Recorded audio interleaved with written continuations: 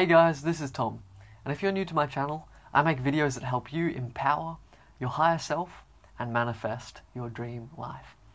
In this video, I'm going to be sharing with you 5 tips and insights that will help you deal with intense negative emotions during the manifestation process. When we read about experts in this field, we can kind of subconsciously pick up on this sense of perfection in these individuals, that they have emotional mastery and equipoise, and they're constantly maintaining that sense of alignment and knowing that is essential for bringing a manifestation to life. And in our own lives, we try to emulate that. On some days we are connected, we find that love, we find that joy, that knowing, that faith, and we're in that state of alignment with our manifestation. Our practices are on point, our imagination exercises are so vivid, and we're doing excellently. And then it's like the very next day, we find ourselves in a pit of despair, crumpled up in our bed, frustrated with our circumstances, in a hazy state of mental clutter. We don't know what happened to bring us into this negative state. So how can we gain more mastery ourselves so that our manifestations can really show up and faster? Because that's what we all want. We have to celebrate and joyfully experience as much as we can in this life, right? So these are kind of tips and also ideas. There's a mix of both, because I think having some context also gives you peace of mind as well. But there are practical tips. So let's get into them. So number 1 is it's absolutely normal. When you're reprogramming your subconscious mind and you're imagining your desires, you're bringing them to life with vividness, or you're listening to tapes, or you're writing down your goal, or you're looking at a goal card, or you're tuning into law of attraction and manifestation material, and you're constantly having it percolate in your conscious mind and feeding it down into the subconscious, and you're emotionally getting involved with this positive, empowering field. You're changing your identity. You're shifting your subconscious mind from this old self, this old way of life, this old life track, and you're slowly convincing yourself to transfer over to this life track, to this new self, to this new way of life in which your manifestation can easily flow in. And that transformation process is a death process, is a decay process in some sense. Because there's no way that this old self with these emotional blocks, these limiting beliefs, this state of lack of faith and lack of understanding, or not even knowing what they want to manifest, there's no way this old self that we all have can really manifest something with these blocks all around them. So there has to be some changes, there has to be some shifts to this deeper subconscious part of ourselves and our identity and our worldviews, our beliefs, our habits, thoughts and emotions into this new self. This process is uncomfortable. This old self doesn't want to go anywhere. It likes being alive. It likes having its own way. It likes doing things, whether they're good for us or not, whether they're really aligned with our higher calling or that dream life we have. It doesn't matter to this old self. It just wants to survive, and so it's going to backlash a bit. It's going to get angry. It's going to get sad when things don't go its way. But that's absolutely normal. It's absolutely part of the growth process in anything, in becoming a new version of ourselves and moving into uncharted territory, which is kind of what we're doing when we open up this possibility, open up this new self and new life in which our manifestation can enter.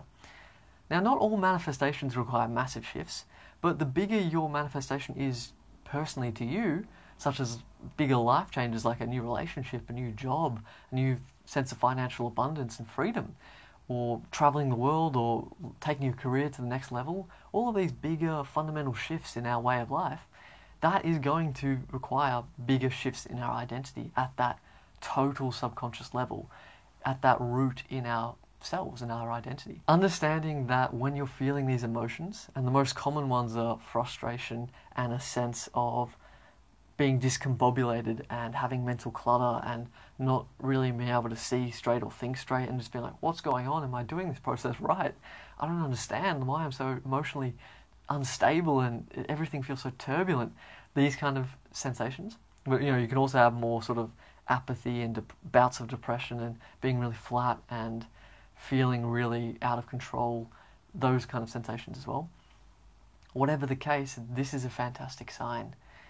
It's about persevering with this deeper understanding, and this is where persistence in this process is necessary, because you have to have that vision. You have to really have that deep connection to your manifestation, that deep why of why it's important for you to experience this, the joy in it, the amazing things you're going to have in your life when this thing shows up, and the kind of way this thing allows you to celebrate more of who you truly are. All of this is so important in this process.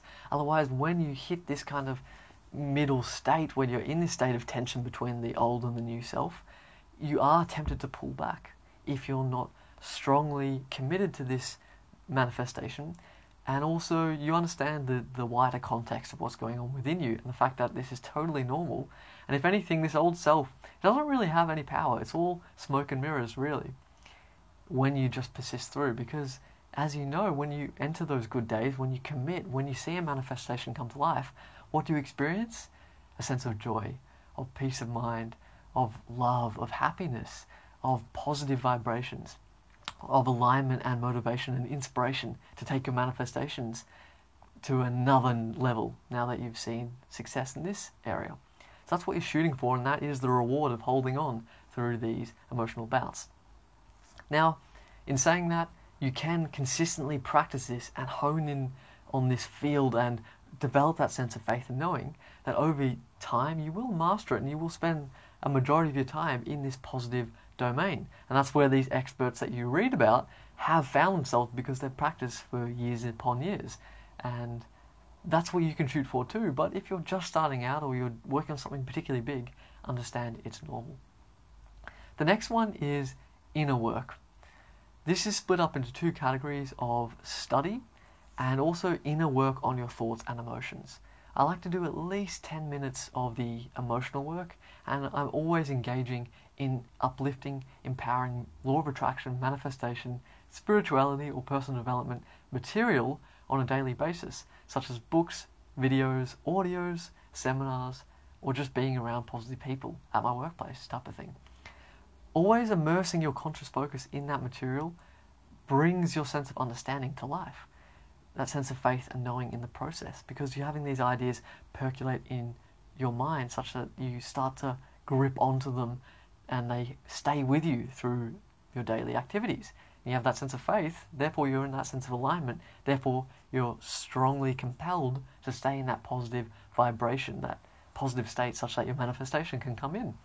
But also the inner work's important, because as you're reprogramming yourself, as you're becoming this new version of yourself, blocks are going to come up, and it's going to come up in the form of emotions. And that's a perfect chance to look within and connect with that unconscious part of yourself that you kind of swept under the rug through no fault of your own, often since we were young children. So these beliefs come up, and we can then look at them and say, does this make sense for me anymore? Apply some questions, apply some techniques, and flip them around, and I'll cover more of how to do this in future videos. A good place to start though is Byron Katie's 4 questions of the work. You can look up that if you want a starting point. But you can basically look at these thoughts, these beliefs, these emotional patterns, and release them and say, that doesn't serve me anymore, I set you free. And then of course, instead of having to brute force your way through these negative emotions into a place of alignment, you can seamlessly let them go from a state of wisdom and understanding and that mastery as your new positive version of yourself shines through. Number 3 is understanding that you have a choice. There's a difference between emotional purging, where it's really important for you to release deeper blocks, deeper emotions that have been suppressed within that subconscious part of you. Release those and set them free. And sometimes that's just about feeling them, staying with them, giving yourself time and slowing down and letting them purge away. But then there's also a fine line between that process and laziness and a victim mentality when it comes to your just everyday thoughts and everyday emotions in more common situations. It's about understanding that when some kind of sensory input comes into your mind, it's at a neutral state. It has no meaning whatsoever other than the meaning we assign to it. So, for example, if I'm looking to create financial freedom as my own boss in my new business, but I still work in a 9-to-5 job in an office somewhere, like my old IT job, for example, right? I don't really like the job, and some colleague comes to me and sets me off with a negative comment that's supposed to trigger me from their baggage over there, and they're clearly trying to get a rise out of me type of thing. All of that input coming in through your sensory faculties is actually neutral. The fork goes either in the negative or the positive direction, and you can start to choose that positive road. And that means changing the thoughts such that you feel better and you stay in that alignment through your own empowerment. That's up to you to choose to think and interpret events, especially these common day ones where it could easily go negatively if you're not vigilant, and direct them to the positive, direct them to that state of alignment, direct them to that knowing and that good feeling. You can use your emotional guidance system. It's an Abraham Hicks concept. Also, I think other teachers talk about it, other spiritual teachers, such as Eckhart Tolle. But basically, your emotions are a signal of whether you're resisting or allowing the natural flow of life, your natural higher self and state of being. And if you're out of that sense of joy and peace and love, you're fundamentally misinterpreting the very fabric of reality as it naturally is. So instead of just letting those thoughts overtake you and downwardly spiral, gain some conscious awareness over them and choose to flip the switch to the positive. Your manifestation will show up if you repeatedly do this hundreds of times a week. You're going positive, positive, positive, positive. All of a sudden, your whole state of being is programmed to be more positive, more aligned, more in flow. And guess what? That's when your manifestation comes in the most little flips of the switch to the positive in your mind and your thinking about a situation. That's where the big results eventually build up for you. So for example, that worker sets me off. How can I think about that differently? Well, say instead of getting triggered unconsciously and start having all these negative thoughts about this person and getting into this state, and then all of a sudden my work suffers, I could think, I know this person's very busy. In fact, when we were having a drink at the office party last year, this person opened up to me about their troubled past. So I know they're suffering themselves and they're emotionally processing a lot. And I have compassion for this person, but I also have compassion and love for myself. And I trust the manifestation process. And I know that all good things are flowing to me. All my desires are coming to me. I have nothing but good things to think about. I have nothing but a sense of celebration to feel in my heart, because that is the true me. And I send this person love. I'm going to get on with this work now that I don't particularly want to do, but hey, it's not going to last, because guess what? I'm in my dream reality right now, in all 5 senses. I'm shutting those off, and in my heart, I know I'm in my dream reality. Alright, moving on with my day. Let's go. Let's stay positive. Let's do this. And you go on. That takes a little bit of conscious awareness to stop that trigger from automatically going down the negative pathway. It's amazing to have that at your disposal, this sense of empowerment through a simple choice to change your thoughts on an everyday situation. Number 4 is slow down and flow with life. I say this a lot because I think many of us are still caught in this old way of thinking that life is about getting somewhere else. But it's not. As you understand such higher consciousness knowledge, such as the law of attraction and manifestation, these topics are higher consciousness. You have to be ready to receive this. You're receiving really positive, empowering knowledge, and you're doing an amazing job to even entertain this, because many people are so shut off to this and they don't actually think they have any control over their reality. They're just victims. And we're not judging them. They're in their own process to get there. But this is higher consciousness knowledge. And part of this understanding, this higher consciousness way of life, is to tap into those spiritual ideas that, you know, if you're a student of Neville Goddard, you know half of it's manifestation, but half of it is spirituality 101, the concepts he talks about. And same goes with Abraham Hicks, same goes with Dr. Joe Dispenza. They're very spiritually attuned, higher consciousness individuals, all of these teachers. And part of that is understanding that you're worthy, whole and complete. It's not about getting somewhere, getting to a place where your manifestation can come in and then you'll be happy. It's about celebrating who you truly are right now, finding your inner love, enjoying this process, enjoying this thing called life, which you find yourself in. If you have that slowing down, appreciating the process state of mind, things get so much easier. You just flow into alignment. Things just pop up for you. And you can start to really practice your manifestation practices, such as your imaginal acts, with such depth and presence that they're so much more powerful than if you're kind of scattered and resisting and wanting it to hurry up, hurry up. If only I could just manifest it, come on. That state of mind that's out of alignment. And no one's perfect at this. I was in that out of alignment state a short while ago. So I'm kind of talking to myself here because we're not perfect, right, at this. But the more we all say, we're full of love, we're complete individuals, we're spiritual beings having temporary human experiences, the more we can tap into this and share this identity, the more we can raise that level of consciousness such that we all start to enjoy life and enjoy the process more, flow with it.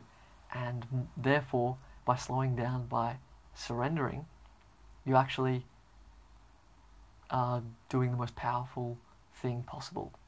And that's, if you read the Lao Tzu, that's one of the concepts he talks about, is that the most powerful acts seem like the weakest acts from people that don't truly understand what's going on. So the master surrenders, the master flows, the master loves in the now and allows things to flow in. And that's true empowerment right there. And the fifth one is sort of a broader notion, a broader concept of why you're experiencing such deep emotional turmoil sometimes. Maybe not all of you are yet, maybe all of you won't resonate completely with this, but I know some of you will, because it's happening to pretty much everyone I know. There's a lot of hardship, there's a lot of processing of negative emotions, and there's a lot of new things popping up all the time. And I don't just mean technologically, but I mean in the way we're thinking, in our culture. Have you noticed there's more vegan restaurants than ever before? There's more people thinking about the environment than ever before. There's a sense of art and passion coming back into the film industry and the music industry, just slowly. And over the internet and YouTube, there are more higher consciousness resources and people coming in to share and express their ideas.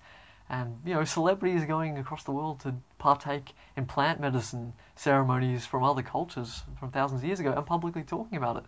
And as little as 5 years ago, I remember that would have been really controversial. But we're changing, we're opening up, we're tapping into our own sense of empowerment and spiritual nature. It's a very exciting time, this global awakening that's slowly going to happen over the next 5 or 10 years. And part of this sort of spiritual awakening and this taking back our power and our manifestation power, that kind of thing, is that to get to this state of being where we're flowing with life, where we're living from that sense of knowing, to get there first, we have to process and release the old baggage, especially that really heavy physical ego identity, that attachment to life. We're all processing that in our own way and releasing it very slowly.